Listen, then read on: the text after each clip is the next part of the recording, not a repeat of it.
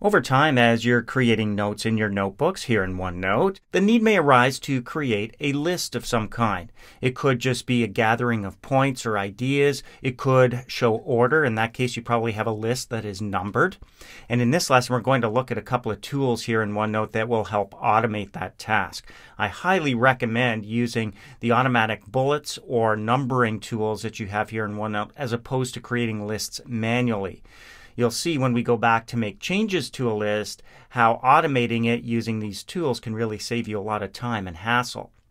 We're still working on our notebook from the previous lesson here. If you've skipped to this lesson, though, you can get all caught up by going into the Lesson 6 folder and opening up Conf 08C. Here under Meeting Notes in the very first meeting page of September 2nd, you can see we actually do have some minutes here, and this in a way is a list. We've listed each of the points or topics that were discussed in the minutes, and if we wanted to make this look nice, we could turn it into a bulleted or even numbered list. The nice thing about bullets and numbering here in OneNote is you can turn them on before you type or after you've typed text. In this case, we've already got our list. It's a matter of just applying the bullets or the numbers. So let's go in here to the minutes note and just click and drag from conference. We want to make sure that we get all of these points and not the title. So I'm going to click and drag from the C in conference here across and down to the end of the last point. Now it's just a matter of applying the bullets. And there's a few different ways to do that. The fastest way is from your formatting toolbar. You can see here on mine that I've got a button for bullets as well as a button for numbering. And each of these buttons has its own little drop-down arrow next to them. So if I wanted to just quickly add bullets to this list, I could click on the bullets button. This gives me the default bullet. You can see I've got these dots along the left-hand side, and it's now an automatically bulleted list, meaning if I go in here and start adding, I'm going to get new bullets. If I start taking away, the spaces will be closed up and the bullets move around and so on. Now that's the default. If I wanted to choose a different style, and you can see I've still got each of my points highlighted or selected, I could go to the drop-down. And in this case, you can see I've got a few to choose from. Now your order may look different. It depends on what you've used in the past. If I go up here to this first one, here I've got hollow bullets, and that's a different look altogether. But there's many more to choose from, and we can access those by either going to the Format menu and selecting bullets from here. Notice the ellipses after bullets, indicating something's going to open up. Or if I go to the drop-down button here next to my bullets and go down to More, the exact same thing's going to happen. Over there on the right-hand side, I see the bullets pane. So it's opened up for me here on the right-hand side. Look at all the different characters I can choose from.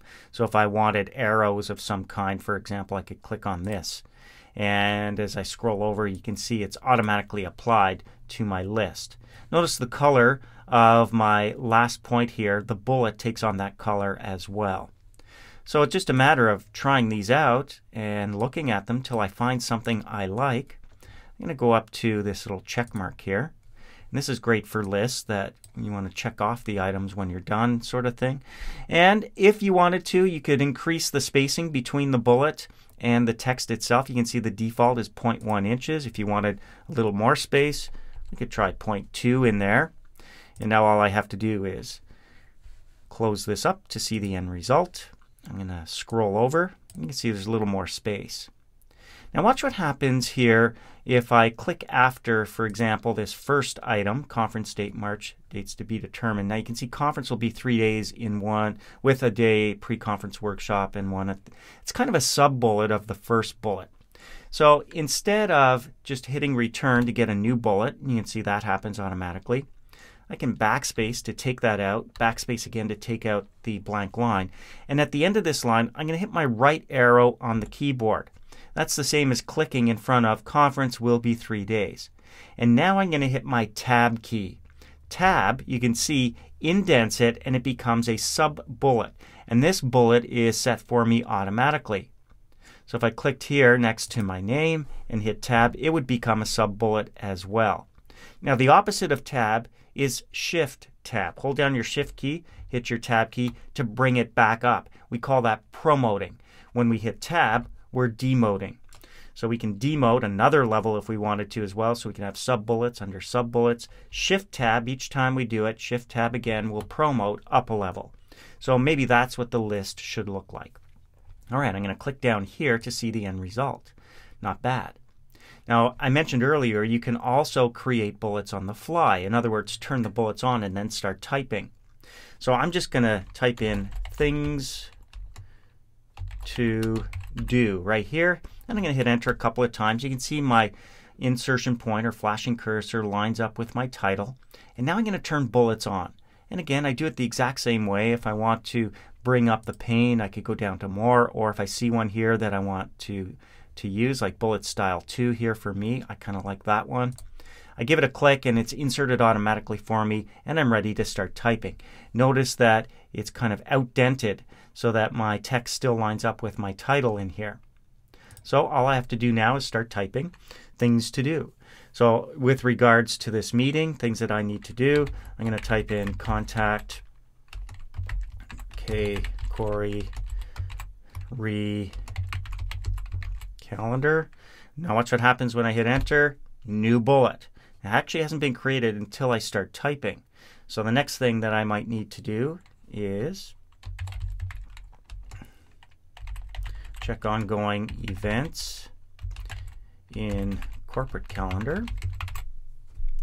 And if I hit return again, I get a third bullet. If I don't want it, just hit your backspace key, hit backspace again to take out the extra space. Click outside the frame to see the end result. Kind of cool. All right, what if you need some kind of order and you want to number your list? That's what we're going to look at right now. We're going to use our minutes up here, even though this is probably not the ideal type of list to number. I'm going to click here for conference will be 3 days. I'm going to hit backspace to take that out. Backspace again. You can see lines it up without the bullet. So if I hit backspace again, it's actually up on the next line. Watch what happens when I hit return. I get the bullet back. That's the beauty of automated bullets and numbering.